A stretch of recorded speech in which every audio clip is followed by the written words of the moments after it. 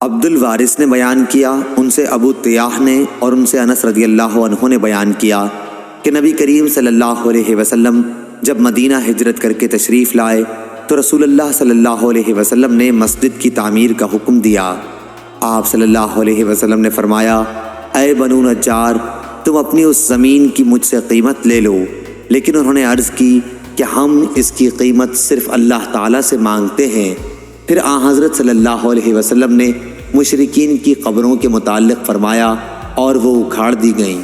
ویرانے کے متعلق حکم دیا اور وہ برابر کر دیا گیا، کھجور کے درختوں کے متعلق حکم دیا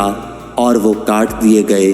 اور وہ درخت قبلے کی طرف بچھا دیے گئے۔ صحیح بخاری حدیث نمبر 1868۔ عبد الحمید نے بیان کیا، ان سے سلیمان بن بلال نے، ان سے عبید اللہ نے، ان سے سعید مقبری نے اور ان سے ابو ہریرہ رضی اللہ عنہ نے کہ نبی کریم صلی اللہ علیہ وسلم نے فرمایا، مدینے کے دونوں پتھریلے کناروں میں جو زمین ہے وہ میری زبان پر حرم ٹھہرائی گئی۔ حضرت ابو ہریرہ رضی اللہ عنہ نے بیان کیا کہ نبی کریم صلی اللہ علیہ وسلم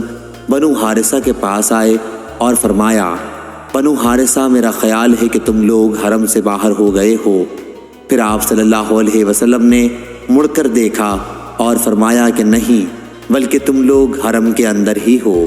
صحیح بخاری حدیث نمبر 1869۔ عبد الرحمن بن مہدی نے بیان کیا، ان سے سفیان ثوری نے، ان سے اعمش نے، ان سے ان کے والد یزید بن شریک نے اور ان سے علی رضی اللہ عنہ نے بیان کیا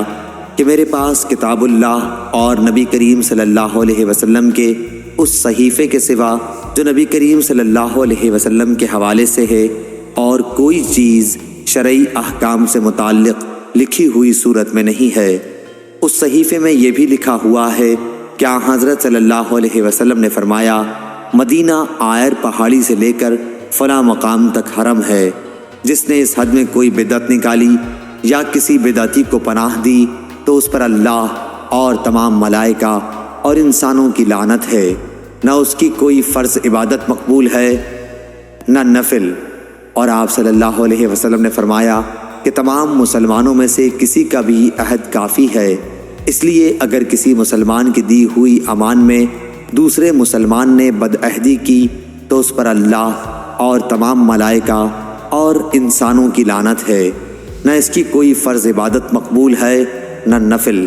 اور جو کوئی اپنے مالک کو چھوڑ کر اس کی اجازت کے بغیر کسی دوسرے کو مالک بنائے، اس پر اللہ اور تمام ملائکہ